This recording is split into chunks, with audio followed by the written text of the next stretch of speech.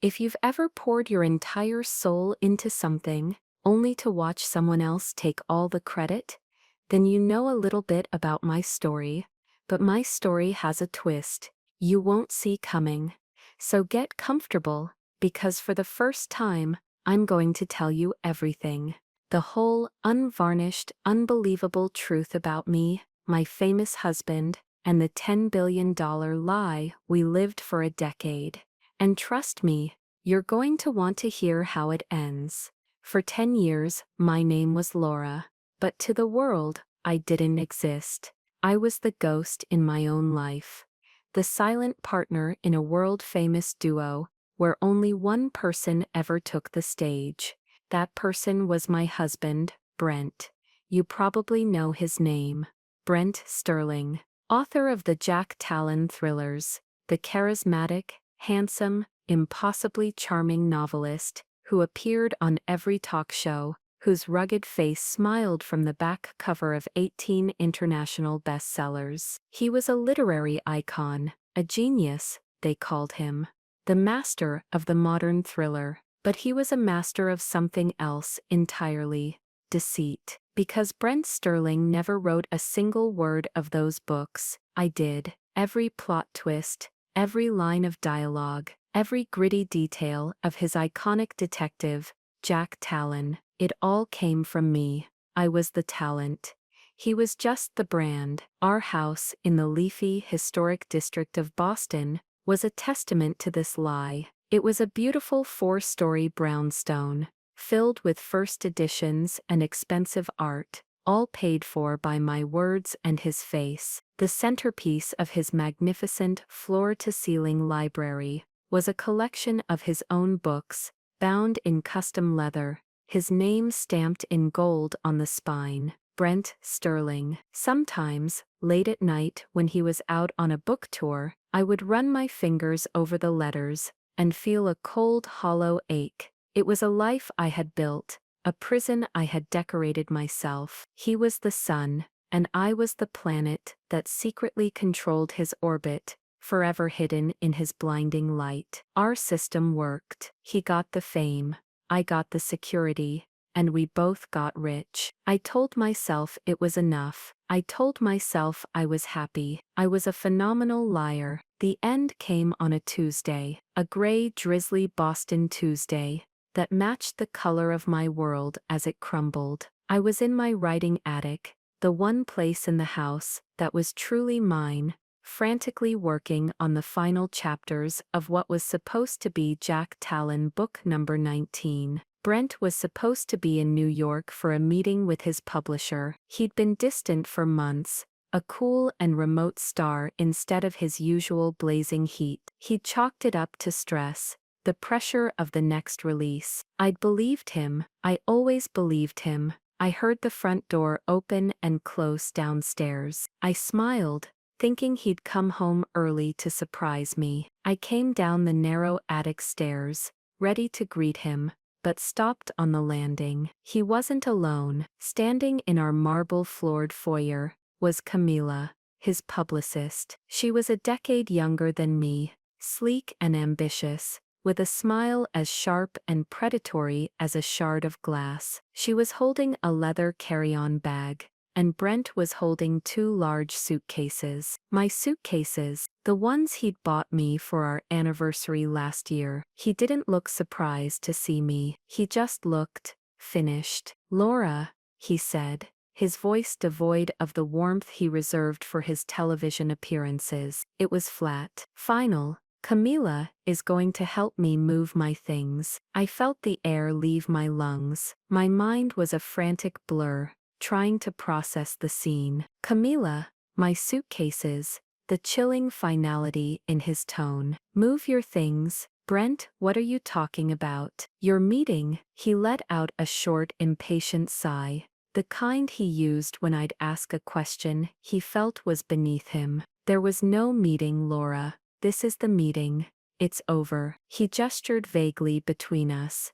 "This us. It's done." Camila had the decency to look away, busying herself by inspecting a piece of art on the wall. She was an accessory to the execution, and she wanted to keep her hands clean. Over, the word was a pathetic squeak. Just like that. 10 years, Brent. A decade of our lives. Of this empire we built. He actually laughed. It was a condescending, ugly sound that echoed off the high ceilings. He picked up his briefcase, the one I had saved for months to buy him after the first book advance came in. He walked towards the door, then paused, turning to look at me one last time. I was standing there, a ghost in my own home, watching my life get packed into my own luggage. And then he delivered the line, the words that would detonate the silent, simmering resentment that had been building inside me for a decade. Empire we built, he scoffed, his lip curling in a sneer I'd never seen before. A sneer that was all him, and none of the charming character he played. Oh, Laura, don't be so dramatic. He looked me up and down, a slow, dismissive appraisal that made me feel like a piece of used furniture. You're a great typist, he said, the words slicing through the air like razors. But I'm the talent. He turned and walked out the door, with Camilla trailing smugly behind him. The heavy oak door clicked shut, the sound like a gunshot in the sudden, cavernous silence. I stood there, motionless, for I don't know how long. An hour, 2? The only thing I could hear was his voice, echoing in my head. You're a great typist, but I'm the talent. He was confident his next book would be a hit without me. What he didn't know, what he'd so arrogantly forgotten in his climb to the top, was that the contract for his beloved, multi-billion-dollar detective character, Jack Talon, was under my name. I wrote the first book on spec before we even met, and he'd built his entire empire on my creation. His next book couldn't feature Jack Talon, but mine could, and in that moment, standing in the ruins of my marriage, a tiny, cold, and unfamiliar feeling began to bloom in the wreckage of my heart. It wasn't about revenge, not yet, but it was the seed of it. The hours that followed the door clicking shut were a blur of hollow moments. The house, once a symbol of our shared success, suddenly felt like a mausoleum. Every object was an artifact of the lie. I walked into the grand library, the one featured in a glossy magazine spread titled At Home with a Literary Titan. My eyes scanned the shelves, the rows upon rows of books, Hemingway, Chandler, Le Carré, and then the centerpiece, the 18 Jack Talon novels, their spines a proud uniform line of gold-stamped leather. Brent Sterling. My hand trembled as I reached out and pulled one down. Talon's Shadow. The 5th book. The one I wrote while my mother was dying. I had poured all my grief, all my rage at the unfairness of the world, into Jack Talon's character. It was hailed by critics as Brent's most emotionally resonant work, a quantum leap in his emotional depth.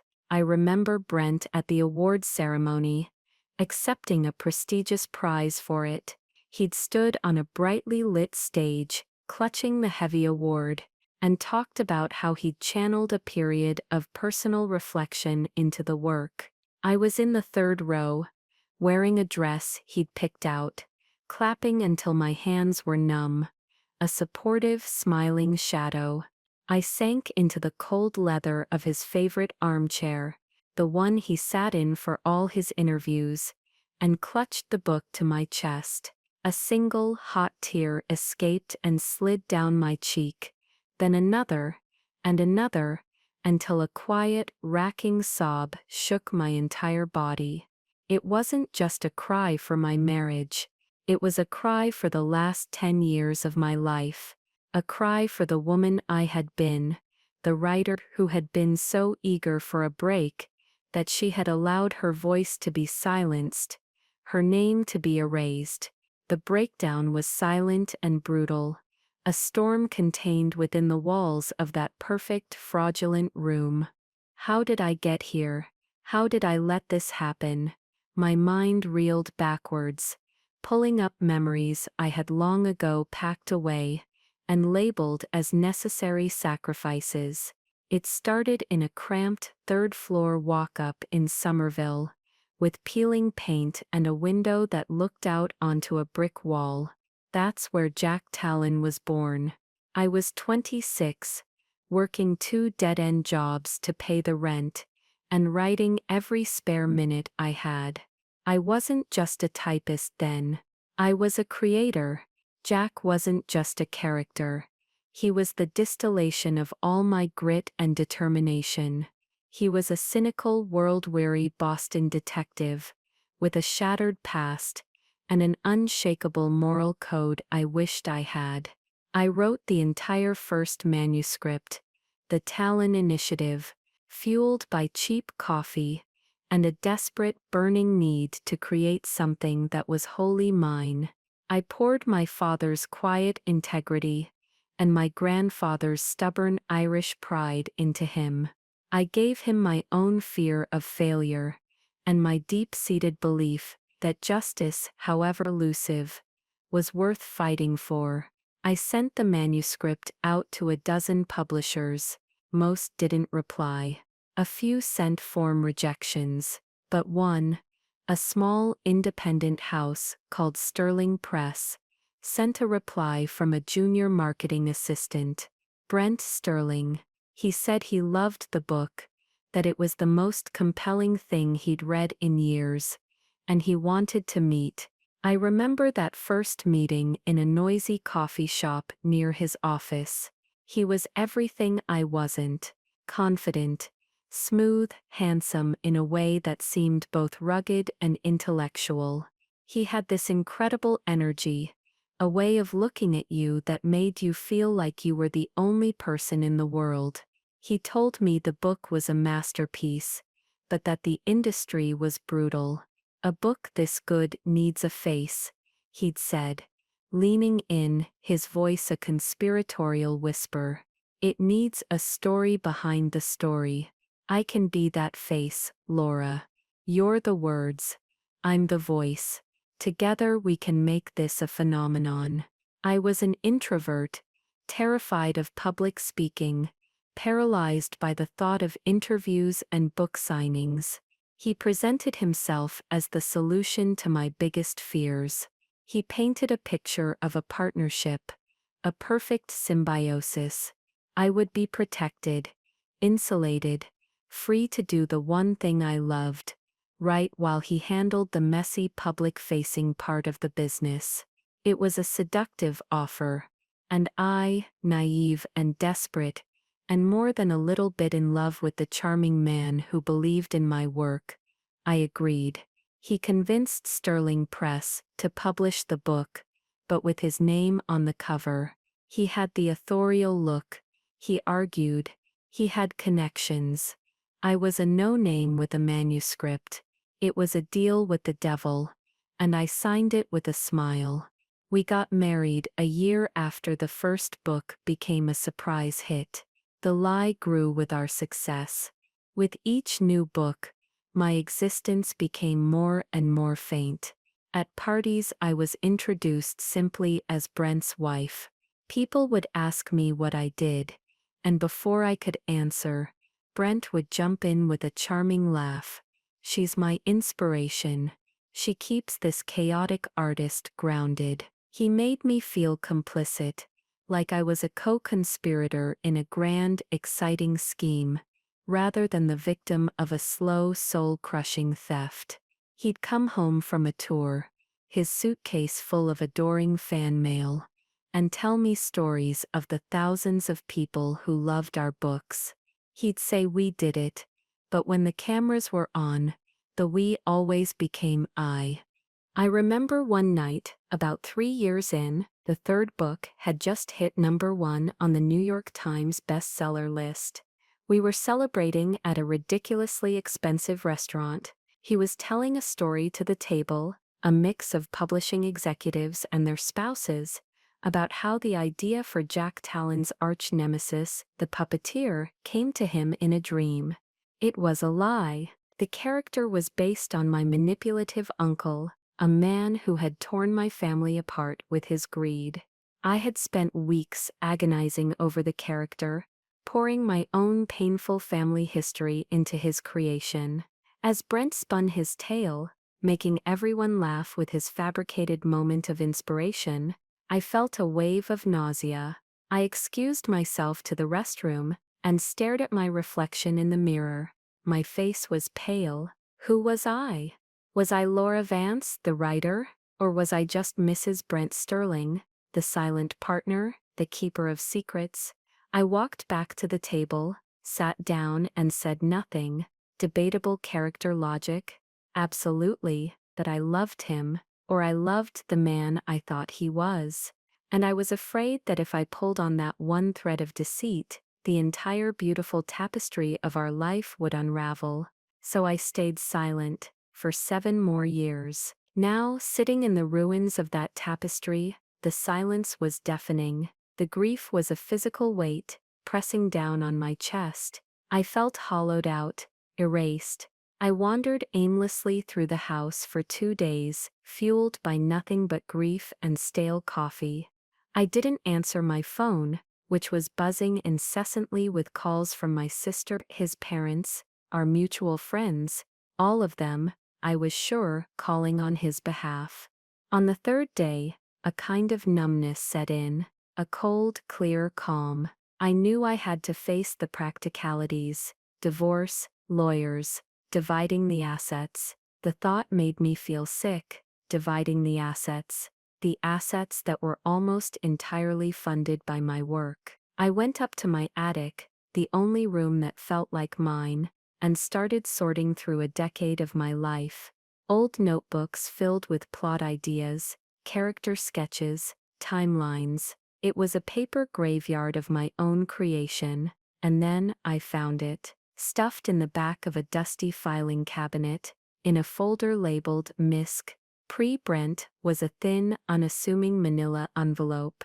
My hands trembled as I opened it. Inside was the original contract for the Talon Initiative.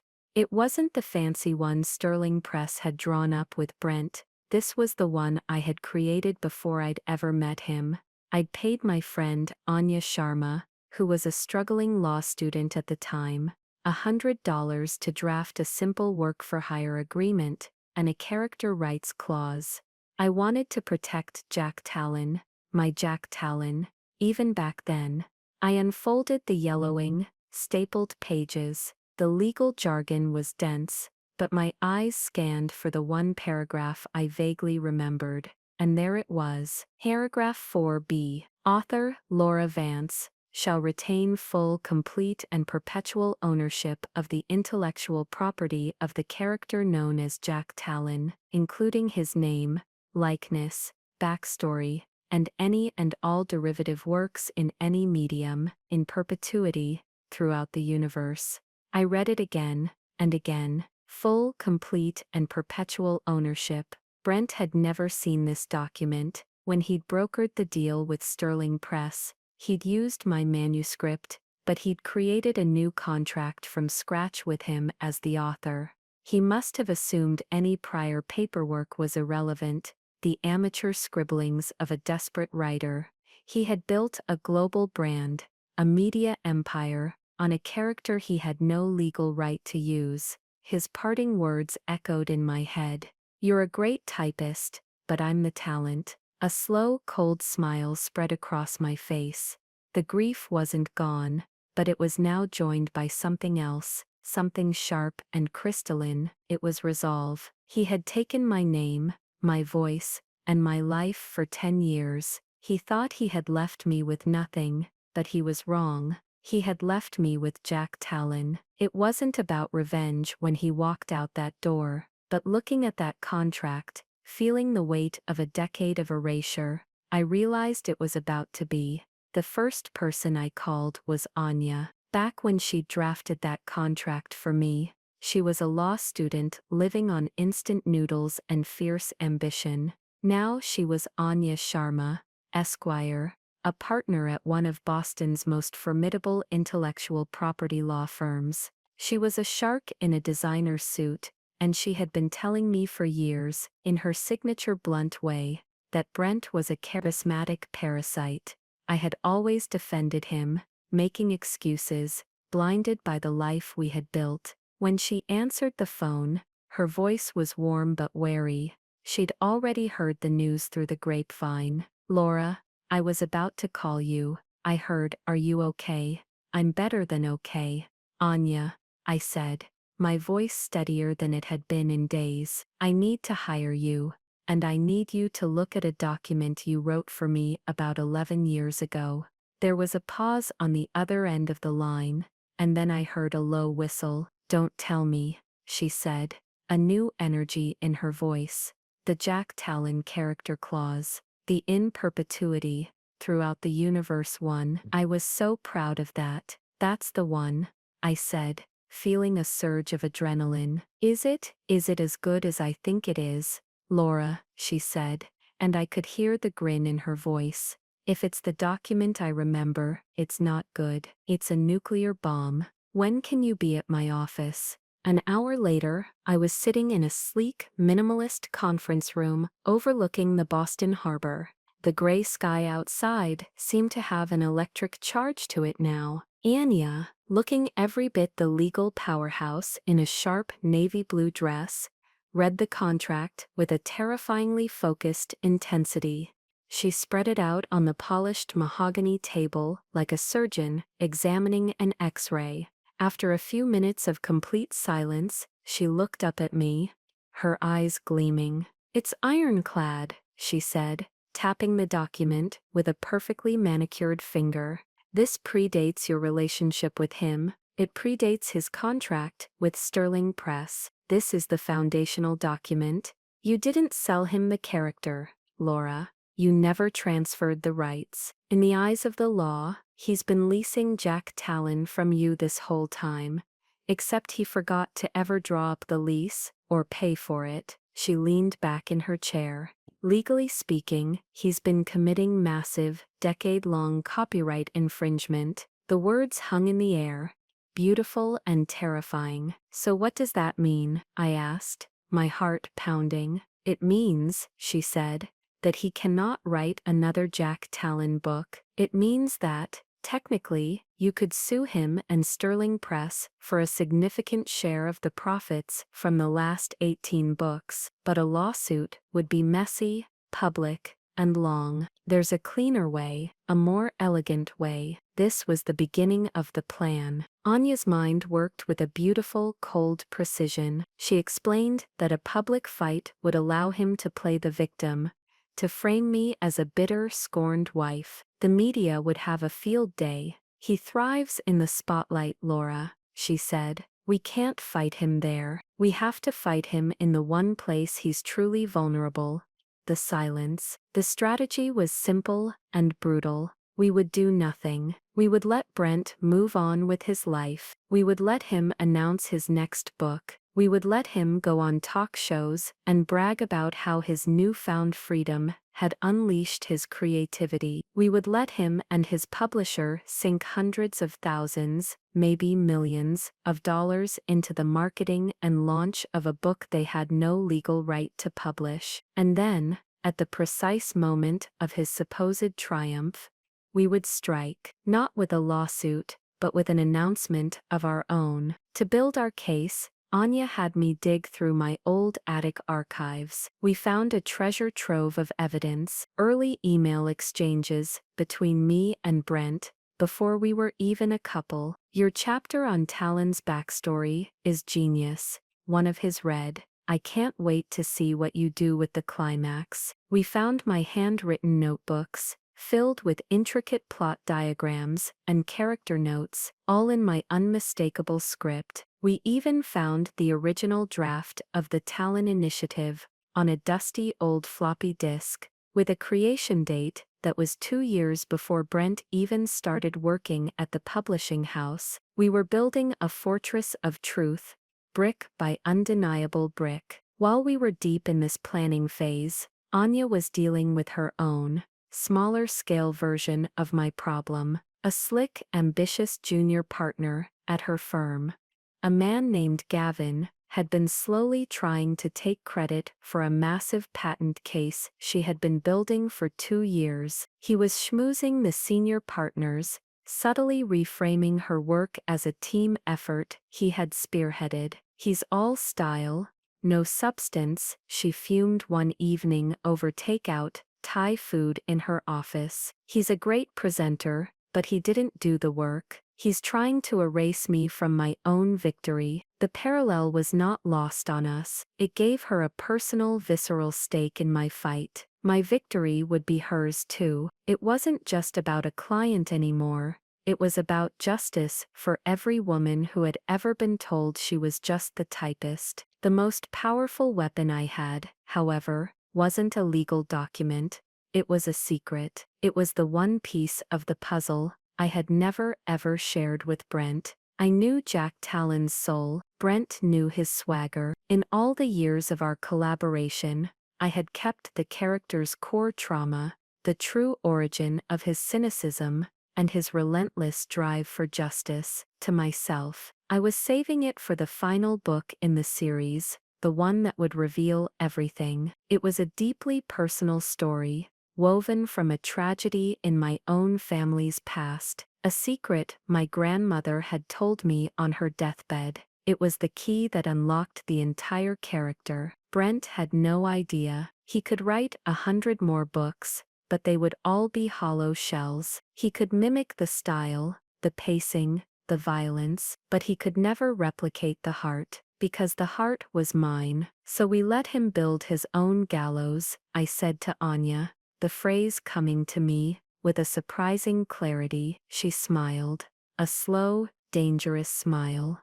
"Exactly. And then you, my dear friend, will pull the lever, but not by destroying his book. You'll do it by publishing your own." The plan felt audacious, terrifying, and utterly addictively empowering. For the first time in a decade, I wasn't a ghost. I was a strategist. I was a woman sharpening a blade. And while Brent was busy posing for selfies with his new girlfriend in Tuscany, captioning them with nonsense about his muse and his artistic rebirth, I was in a dusty attic in Boston, quietly, methodically, planning the complete and total demolition of the empire he had stolen from me. The thematic trigger for my life had been activated. It wasn't about revenge, I kept telling myself. It was about reclaiming my work, but the line between the two was getting blurrier with every piece of evidence we gathered, and I was starting to realize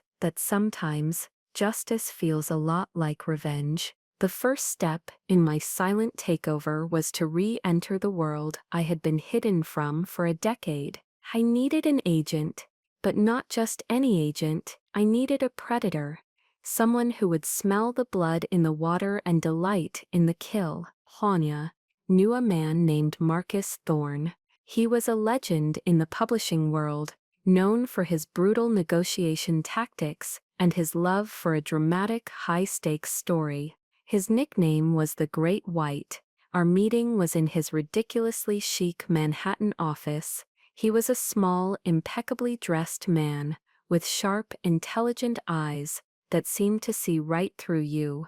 I was nervous, my hands clammy. I hadn't pitched a story to anyone in over 10 years. I felt like a fraud, the very thing I was accusing Brent of being. Hanya had insisted I go alone. "This is your voice, Laura," she'd said. "You need to be the one to use it." I took a deep breath and laid it all out. The ghostwriting, the betrayal, the parting words. Then I slid the thin manila folder across his polished desk, the contract. Finally, I placed a thick, freshly printed manuscript next to it. "This," I said, my voice shaking only slightly, "is the real Jack Talon Book 19. It's called Talon's Genesis, and it tells the one story Brent could never write the truth." Marcus read the first page of the manuscript, then the second. He didn't speak for 5 full minutes. He then picked up the contract, his eyes scanning paragraph 4b. A slow, predatory smile spread across his face. He looked up at me,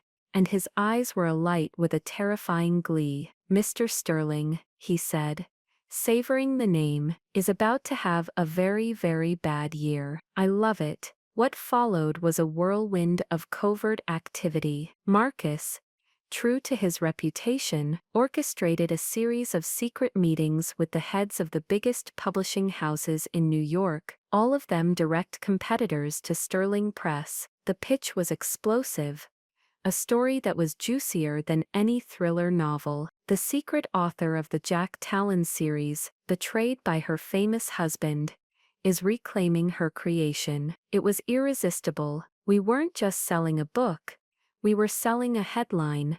A global news event. A bidding war erupted. The offers climbed to staggering, dizzying heights. We finally settled on a deal with Penguin Vanguard, the biggest publisher in the world. The advance was astronomical. More money than I had ever seen in my life, but more importantly, the contract stipulated a massive global marketing campaign. Ready to launch at a moment's notice, I was no longer a ghost, I was a brand. Meanwhile, Brent was blissfully unaware, living his best, most public life. He and Camila were the new literary power couple. They were photographed at premieres, at charity galas, at exclusive retreats. He did a major interview with a national magazine from a rented villa in Tuscany, talking about how his divorce had been a painful but necessary catalyst for his art. He claimed he was digging deeper than ever before for the next Jack Talon installment. I read the article online, a bitter taste in my mouth. He was already spinning the narrative, painting me as the anchor that had been holding his genius back. Every boastful post, every smirking photo, was another log on the fire of my resolve. He's building his own pyre, I thought, a cold satisfaction settling in my gut. The final piece of his trap fell into place a month later. Sterling Press, his publisher, issued a massive press release. It was everywhere. Sterling Press is thrilled to announce the highly anticipated 19th installment of the Jack Talon series. From best-selling author Brent Sterling, Talon's Requiem will be his most shocking and personal novel yet. Coming this fall, they released the cover art, a dark, moody shot of a lone figure on a bridge. They launched pre-order links on every major retail site. The book immediately shot to the #1 spot on Amazon's bestseller list, based on pre-orders alone. The industry was buzzing. Brent was at the peak of his power, the apex of his fame. He was standing on the edge of a cliff, basking in the sun, with no idea that he was about to be pushed. Anya, Marcus, and I had a conference call that afternoon. "It's time," Marcus said, his voice humming with excitement. "Are you ready, Laura?" I looked around my small new apartment, a place I had rented with the first small portion of my advance. It was sparse, but it was all mine. My name was on the lease. My books were on the shelves. There were no ghosts here. "I'm ready," I said. An hour later, Penguin Vanguard dropped the bomb. They sent their press release to every major news outlet in the world. The headline was a masterpiece of controlled demolition. Penguin Vanguard announces landmark, multi-million-dollar deal with Laura Vance, the true creator of Jack Talon, for her new novel, Talon's Genesis. The release didn't just announce my book. It told my story. It detailed my role as the ghostwriter for the entire series, and as the finishing stroke, it included a high-resolution, downloadable PDF of the original, signed contract. With paragraph 4B circled in red, the trap was sprung. The silence was over. Now all I had to do was wait for the screaming to start. The fallout was immediate and spectacular. It was like a dam breaking. Within an hour, Laura Vance and Jack Talon were trending on Twitter. The initial reaction was disbelief, then shock, and then a tidal wave of outrage on my behalf. The story was simply too good to be ignored. The hidden woman, the credit-thieving husband, the secret contract, the ultimate revenge. It was a real-life thriller that was more compelling than any of the books. Every major news outlet, from the New York Times to the BBC, picked up the story. My face, a picture I had supplied to my new publisher, was suddenly everywhere. A quiet, determined-looking woman, who had been invisible for a decade, was now the most talked-about author in the world. The first call came from an unblocked number I didn't recognize.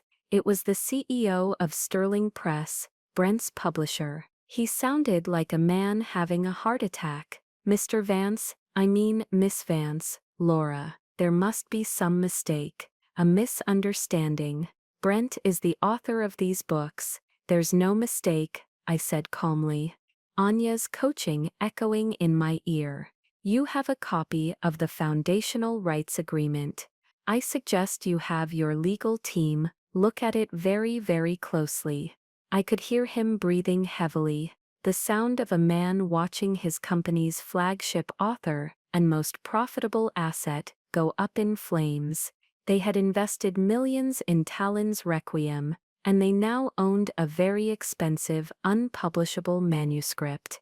The next calls were from Brent. The first one was pure rage. He left a voicemail that was a string of furious, incoherent curses.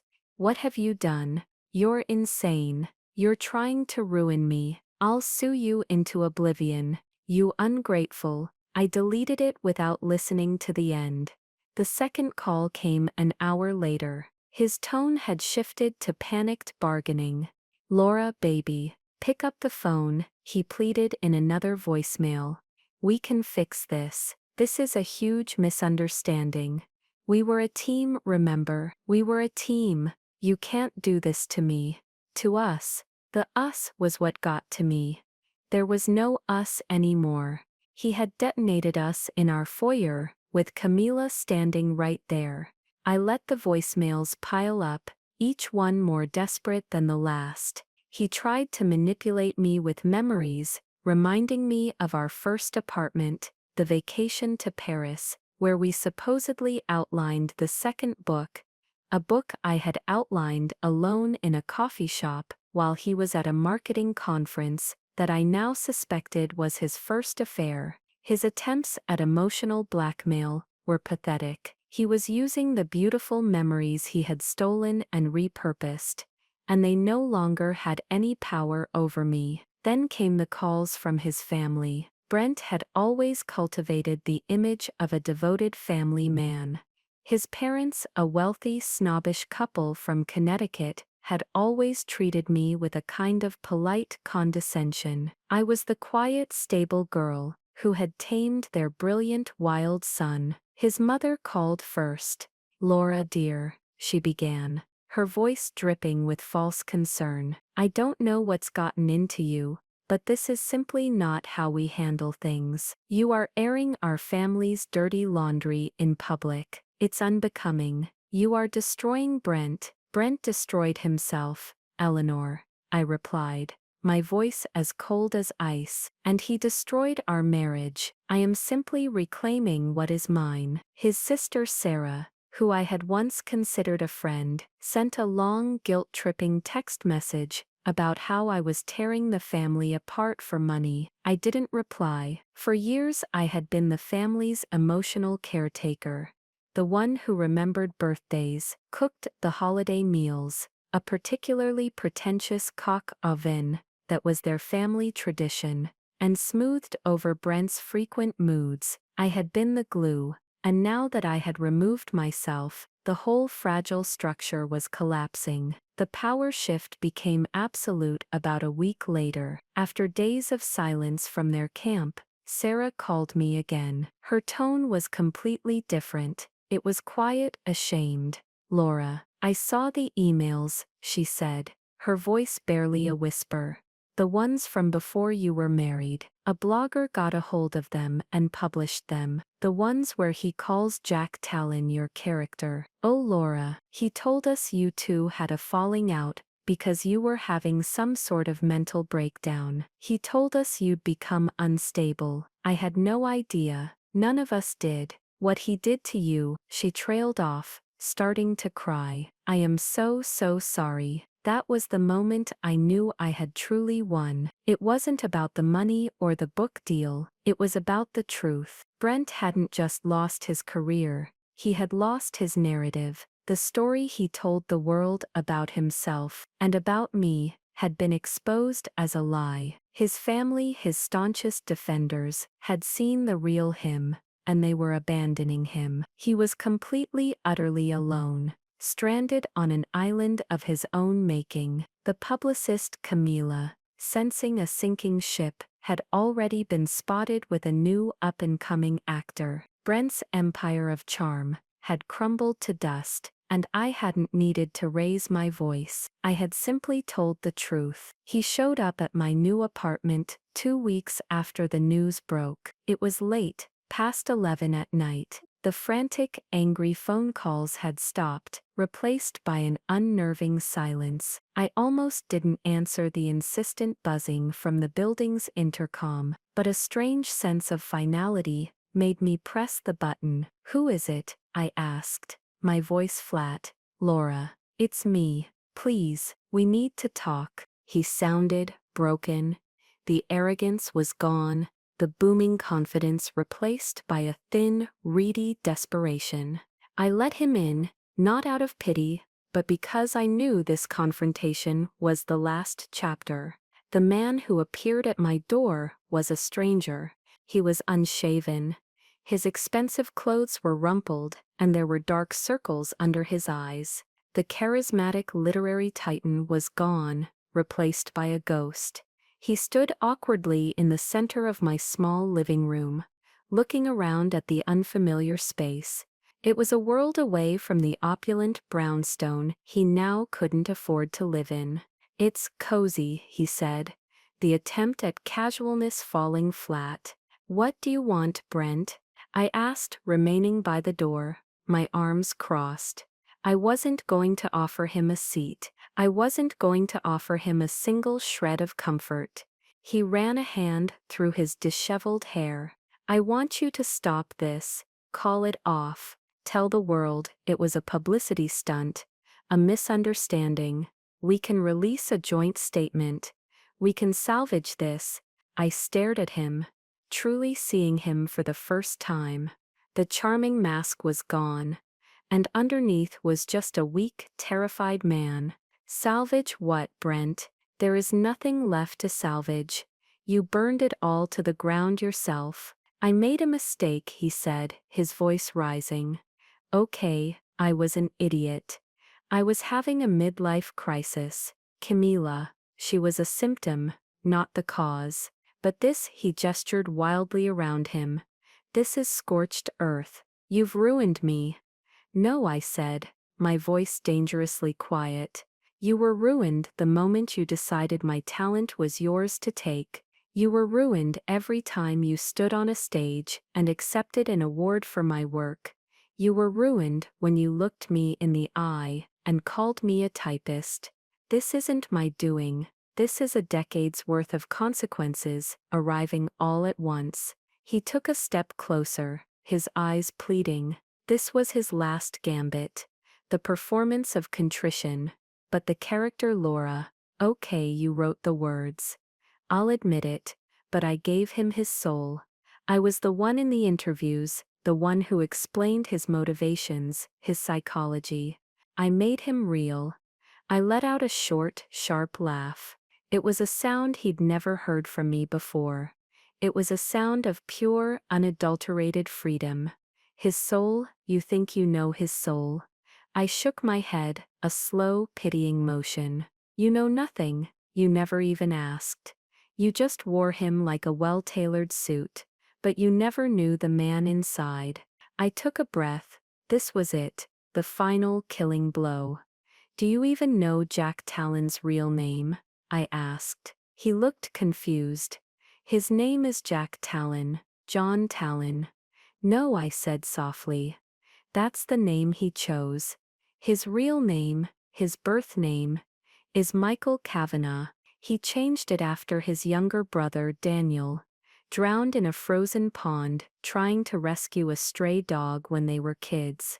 Michael was supposed to be watching him, but he was inside, reading a book. He carries that guilt, that single moment of neglect, with him every second of every day. It's why he's a detective. It's why he can't rest. He's not seeking justice. He's seeking an impossible absolution. He's trying to save the brother he let die. Over and over again, I watched the color drain from his face. The story of the Kavanaugh boys was a piece of my own family's history. A tragedy my grandmother had whispered to me. A secret I had kept my whole life. I had given it to Jack. It was the heart of him. You see, Brent, I said, my voice clear and steady. You can't write his next book because you don't know him. You never did, you just knew the brand. You can't feature Jack Talon in your story, but I can. And I will. My book is about how Michael Kavanaugh became Jack Talon. It's the one story you could never ever tell. He just stood there, speechless. Defeated, the finality of it settled over him like a shroud. He had nothing left. No lies, no charm, no leverage. He turned without another word, and walked out of my apartment and out of my life, forever.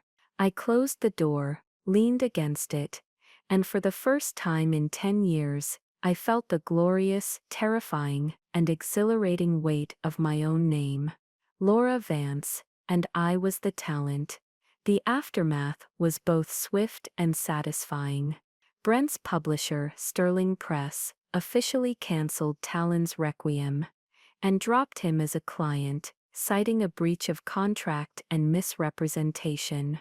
Last I heard, they were suing him to recoup their marketing losses and the massive advances he'd taken over the years. His fall from grace was absolute. He became a pariah in the literary world, a cautionary tale whispered about at cocktail parties. The man who had been the face of modern thrillers had vanished, erased by the very ghost he'd thought he controlled. My book Talon's Genesis was released 6 months later to a storm of media attention. It debuted at #1 on every bestseller list in the world, and stayed there for 27 weeks. But the numbers weren't what mattered. It was the reviews. The critics praised it for its breathtaking emotional depth and raw authenticity, noting that the character of Jack Talon finally felt fully heartbreakingly real. They called it a masterpiece. My masterpiece, under my own name. I'm sitting now in a cozy armchair in my own home, a small cottage on the coast of Maine that I bought with my own money. The ocean is gray and choppy today, and the sound of the waves is a soothing constant rhythm. My book tour is over. The interviews are done. The whirlwind has passed, leaving a quiet, peaceful reality in its wake. Anya won her case, by the way. She exposed Gavin's credit-stealing tactics in a blistering legal brief, and was made a senior partner at her firm. We celebrated with a bottle of champagne that cost more than my first car, toasting to women who refuse to be invisible. Someone asked me at a book signing last week if it was all about revenge.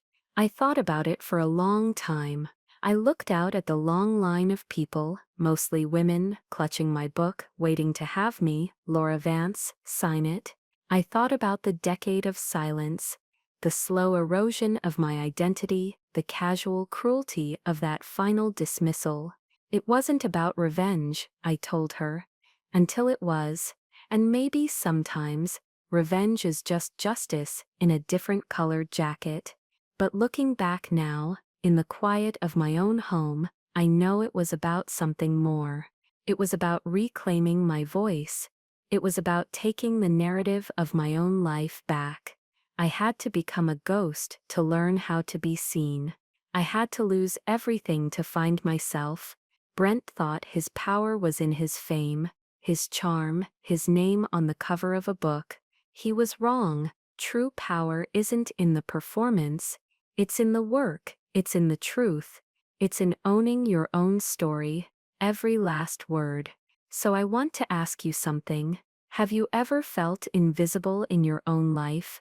Have you ever let someone else take credit for your light, for your work, for your very soul? It's easy to do. It happens slowly, one small compromise at a time, until you look in the mirror and you don't recognize the person staring back. If my story teaches you anything, let it be this. Your voice is the most valuable thing you will ever own. Don't let anyone silence it, don't let anyone steal it, and never ever let someone convince you that you're just the typist. You are the talent, you are the creator, you are the author of your own life. Thank you for listening to my story.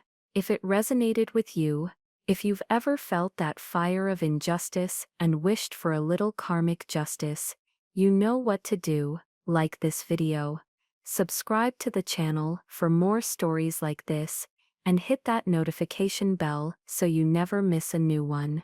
And please, share your own stories in the comments below. I'll be reading them, because every voice deserves to be heard.